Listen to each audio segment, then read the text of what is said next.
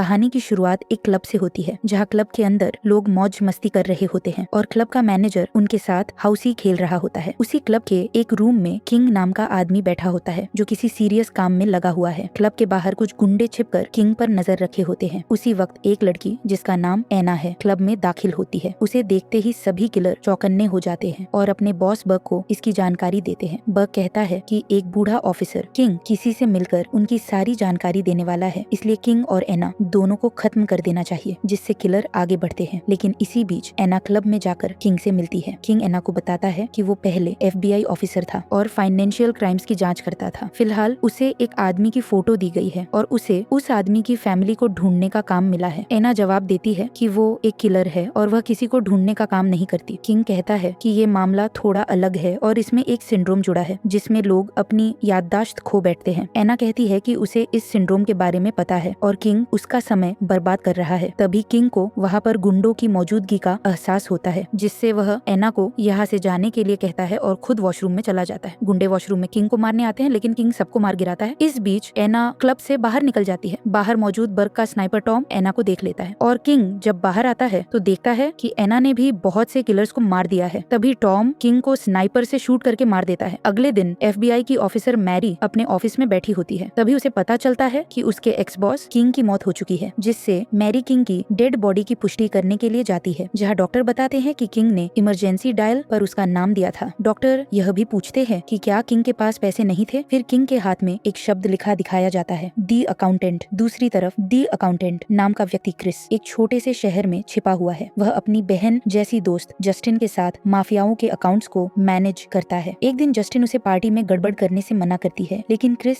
एक match making party में पहुंचता है। वहाँ सभी लड़कियां पहले से उसका प्रोफाइल देखकर अट्रैक्ट हो चुकी होती हैं, इसीलिए वे उसे घेर लेती हैं। बातचीत के दौरान लड़कियों को पता चलता है कि क्रिस वैसा नहीं है जैसा उसके प्रोफाइल में लिखा है। धीरे धीरे सभी लड़कियां उसे छोड़ देती हैं। क्रिस उन्हें बताता है कि उसने ऐप को हैक कर लिया था और लड़कियों की इंटरेस्ट के हिसाब से प्रोफाइल में डाला था। इसी वजह से सब लड़कियां उससे मैच कर गई थी। इधर मैरी किंग के किराए वाले घर पर जाती है और वहाँ पर उसे किंग के द्वारा की गई रिसर्च मिलती है, जिनमें कई मरने वाले लोगों की जानकारी होती है। वहाँ उसे क्रिश्चियन वुल्फ यानी क्रिस का नाम मिलता है। फिर मैरी क्रिस की एजेंसी में कॉल करती है, जहाँ वो बच्चे संभालने वाली एक फैसिलिटी में बात करती है, लेकिन उसे बताया जाता है कि उस नाम का कोई आदमी वहाँ नहीं रहता। जस्टिन मैरी की ये सब बातें सुन लेती है और मैरी के किंग के घर में होने की जानकारी भी निकाल लेती है। फिर वो किंग और मैरी की प्रोफाइल खंगालती है। अब हमें बर्क नाम का एक आदमी दिखाया जाता है, जो मछलियों को बेचता है, लेकिन पीछे से ह्यूमन ट्रैफिकिंग का धंधा भी चलाता है। वो टॉम से पूछता है कि उस लड़की का क्या हुआ, यानी एना का। टॉम बताता है कि वो अब गायब है, लेकिन बर्क उसे ढूंढकर मारने का आदेश देता है, क्योंकि 3 साल पहले एना ने उस पर हमला करके उसके कई लोगों को मार दिया था। बर्क को आज भी उसके पैर पर बना टैटू याद है। वो कहता है कि अगर वह एना को फिर से मिल गया तो वो उसे खत्म कर देगी, इसलिए उसे और पावलो के पिता को मार डालो। टॉम हामी भरता है और वहाँ से निकल पड़ता है। इधर मैरी एक फोटो में दिखाए गए क्राइम सीन पर पहुंचती है, जहाँ एक टूटी हुई दीवार दिखाई देती है। तभी अचानक क्रिस वहाँ आ जाता है। वो मैरी से कहता है कि वह उसे जानता है और पूछता है कि वह उसे क्यों ढूंढ रही है। मैरी कहती है कि वह भी उसे जानती है और उसे याद है कि 9 साल पहले क्रिस ने बहुत सारे लोगों को मारा था। फिर क्रिस पूछता है कि अब उसे क्या चाहिए, तो मैरी उसे किंग के घर ले जाती है और उसके रिसर्च के बारे में सब कुछ बताती है। वो चाहती है कि क्रिस इस बात को समझे कि ये सारे क्राइम आपस में जुड़े हुए हैं, जिससे क्रिस रिसर्च के सारे फोटो और डॉक्यूमेंट्स देखने लगता है। फिर मैरी कहती है कि खुद किंग ने उसे क्रिस को ढूंढने के लिए कहा था। क्रिस मानता है कि अगर ऐसा है तो उसे किंग का काम पूरा करना ही होगा। रिसर्च में एक मैक्सिकन लड़के अल्बर्टो की फोटो भी दिखाई देती है। दूसरी तरफ टॉम पावलो के पिता को मार देता है। इधर अगले दिन जब मैरी उठती है तो क्रिस ने पूरी रिसर्च को अच्छे से समझ लिया होता है। क्रिस बताता है कि किंग जिस आदमी की तलाश कर रहा था उसका नाम पावलो था। वह अपनी पत्नी डीना के साथ मेक्सिको बॉर्डर पर रहता था, लेकिन बाद में दोनों अलग हो गए। डीना ने कई सालों तक फैक्ट्री और रेस्टोरेंट्स में अकेले काम किया। उसके बैंक अकाउंट से यह पता चलता है और अल्बर्टो वही बच्चा हो सकता है जो पावलो और डीना का बेटा है। फिर क्रिस और मैरी एक फैक्ट्री में जाते हैं जहाँ डीना ने पहले काम किया था। वहाँ पर फैक्ट्री मालिक कहता है कि बहुत सारी लड़कियां आती जाती रहती हैं, वो सबको नहीं पहचान सकता। तभी क्रिस उसके अकाउंट्स की पोल खोल देता है कि वो पिज्जा रोल्स की एड में पैसों को वाइट कर रहा है, मतलब कुछ गैर कानूनी धंधा कर रहा है, जिससे फैक्ट्री वाला क्रिस को मारने की कोशिश करता है। तो क्रिस उसे और उसके गुंडों को पीट देता है। फिर क्रिस पूछता है कि वह पैसों का असली इस्तेमाल कहाँ कर रहा है। तब वह कबूल करता है कि वो खुद ट्रैफिकिंग नहीं करता, लेकिन मार्क नाम का आदमी उन लड़कियों को खरीदता है। तभी मैरी कहती है कि वो सरकारी एजेंसी में काम करती है और ऐसे टॉर्चर करना गलत है। क्रिस कहता है कि उसे ये सब करना नहीं आता, लेकिन उसके पास एक और तरीका है। फिर कहानी में क्रिस का भाई ब्रैक्स आता है, जो एक लड़की सैनी से बात कर रहा होता है, लेकिन सैनी डरी हुई लगती है। तभी क्रिस का कॉल आता है, जिससे ब्रैक्स नाराज होता है क्योंकि क्रिस इतने सालों बाद उससे मदद मांग रहा है, जबकि उसने कभी त्योहार या जन्मदिन पर भी फोन नहीं किया। लेकिन अंत में वह मदद करने को तैयार हो जाता है। फिर ब्रैक्स सैनी के घर पर मौजूद गुंडों को मार देता है और अगले दिन क्रिस और मैरी से मिलने निकलता है। मैरी कहती है कि किंग बहुत अच्छा ऑफिसर था, काश वो भी उसके जैसा बन पाती। जिस पर क्रिस कहता है कि उसका भाई ब्रैक्स भी बहुत काबिल है और वो ज्यादा बातें नहीं करता, लेकिन इस बार वो खुश है कि भाई आ रहा है। अब ब्रैक्स आता है और मैरी को देखकर हैरान हो जाता है। जब उसे पता चलता है कि मैरी FBI ऑफिसर है, तो वह क्रिस से अलग जाकर बात करता है। फिर ब्रैक्स होटल के स्टाफ को पैसे देता है और 3 मैक्सिकन लड़कियों को बुलाता है। फिर वह उन लड़कियों से पूछता है कि उन्हें मार्क ने कैसे फंसाया। मार्क का नाम सुनते ही लड़कियां वो डर जाती हैं, जिनमें से 2 तो भाग जाती हैं, लेकिन एक लड़की मदद करने को तैयार होती है और पैसे मांगती है, जिससे क्रिस उसे पैसे देता है और लड़की कहती है कि वह चाहे तो सीधे मार्क को फोन करके बुला सकती है, जिससे ब्रैक्स कहता है कि बुलाओ। फिर लड़की मार्क को कॉल करके कहती है कि होटल में 2 आदमी उसके बारे में पूछ रहे हैं, वे पुलिस जैसे नहीं लगते। तभी क्रिस कहता है कि हम अकाउंटेंट्स हैं। मैरी इन सबको देख रही होती है और अपने साथी किम से फोन पर बात करती है। फिर वो दोनों किंग की हत्या की फुटेज देख रहे होते हैं, लेकिन यह समझ नहीं पा रहे कि हमला किसने किया। जब मैरी एक वीडियो देख रही होती है, तभी उसी समय उसे उसके साथी का फोन आता है। फोन पर बताया जाता है कि जिस आदमी की फोटो उनके पास थी, उसके पिता को मार दिया गया है। इसके अलावा एक और चौंकाने वाली बात सामने आती है। फोटो में जो पावलो नाम का आदमी था, उसके गांव के लोगों को कुछ गुंडों ने उठा लिया था और बाद में सबको मार दिया गया था। पावलो भी उन्हीं में से एक था। उसी वक्त मार्क, जो एक अजनबी है, क्रिस और ब्रैक्स के कमरे में आता है और उनसे पूछता है कि उन्हें क्या चाहिए। फिर ब्रैक्स उसे एक जोरदार मुक्का मारकर बेहोश कर देता है और उसे मैरी की गाड़ी की डिक्की में डाल देता है। ब्रैक्स कहता है कि अब मैरी इससे पुलिस स्टेशन में पूछताछ कर सकती है। हालांकि मैरी किसी को गैर कानूनी तरीके से पकड़ने से खुश नहीं थी, लेकिन वह उसे पुलिस स्टेशन लेकर चली जाती है। अगले दिन जस्टिन दिखाई जाती है, जिसने अब एक बड़ा बंगला खरीद लिया है और उसके पास एक पूरी हैकर टीम है। वो मेंटली चैलेंज बच्चों के साथ काम कर रही होती है और उन्हीं की मदद से मिशन चलाती है। उसकी टीम किंग की मौत से जुड़ी फुटेज को खंगालने लगती है। वो आसपास के सारे CVC कैमरों को हैक करते हैं और फुटेज में एक शांत लड़की एना को पहचानते हैं। बाकी लोग गोलीबारी से डरे हुए थे, लेकिन एना बहुत शांति से वहाँ से निकल रही थी। फिर वे उसे ट्रैक करने के लिए एक लड़की लोला की सेल्फी का सहारा लेते हैं, जिसमें एना दिखती है। लोला के घर का वाईफाई हैकर वे उसका डेटा चेक करते हैं और एना की फुटेज ढूंढ निकालते हैं। उनकी टीम को पता चलता है कि एना दुनिया के कई हिस्सों में गई है और जहाँ भी गई वहाँ लोगों की हत्याएं हुई, लेकिन उसके नाम का कोई रिकॉर्ड नहीं मिलता। यह देखकर मैरी और क्रिस चौंक जाते हैं। ब्रैक्स जब मरने वालों की तस्वीरें देखता है तो वह कहता है कि इन्हें भी एना ने मारा होगा, क्योंकि सभी की हत्या एक ही तरीके से हुई है। मैरी यह जानकर हैरान रह जाती है कि ब्रैक्स भी एक किलर है, जिससे वह गुस्से में वहाँ से निकल जाती है, क्योंकि वह एक हत्यारे के साथ काम नहीं करना चाहती। क्रिस उसे समझाने जाता है, लेकिन वह अपनी गाड़ी लेकर निकल जाती है। दूसरी ओर बर्क का अड्डा दिखाया जाता है, जो मेक्सिको बॉर्डर पर है। उसने यहाँ पर बच्चों को कैद कर रखा है ताकि वो उन्हें बेचकर पैसे कमा सके। वहीं पर पावलो का बेटा अल्बर्टो भी दिखाई देता है, जो अब बड़ा हो चुका है। मैरी पुलिस स्टेशन में मार्क से पूछताछ करती है कि वह जानना चाहती है कि डीना यानी पावलो की पत्नी को उसने कैसे खरीदा, जिससे वह बताता है कि डीना कभी उसकी प्रॉपर्टी थी, लेकिन बाद में वह भाग गई थी और पास के हॉस्पिटल में भर्ती थी। फिर जैसे ही मार्क उसके बॉस का नाम बताने वाला होता है, टॉम नाम का स्नाइपर हमला कर देता है और मार्कोव उसके वकील को मार देता है, लेकिन मैरी किसी तरह बच जाती है। उसी वक्त जस्टिन क्रिस को बताती है कि एना की कोई जानकारी दुनिया में कहीं भी नहीं मिल रही, जैसे वह अचानक प्रकट हुई हो। फिर क्रिस और ब्रैक्स की बातचीत होती है, जिसमें वे भाई भाई की तरह कुछ इमोशनल बातें करते हैं। ब्रैक्स कहता है कि वह अकेले रहना पसंद करता है, लेकिन अगर उसे कोई पालना हो तो वह कुत्ता पालेगा। क्रिस कहता है कि तुम्हें कुत्ता नहीं बिल्ली पालनी चाहिए, क्योंकि तुम ज्यादा समय तक एक ही जगह नहीं रुकते। ब्रैक्स हंसते हुए कहता है कि ठीक है, इस पर सोचूंगा।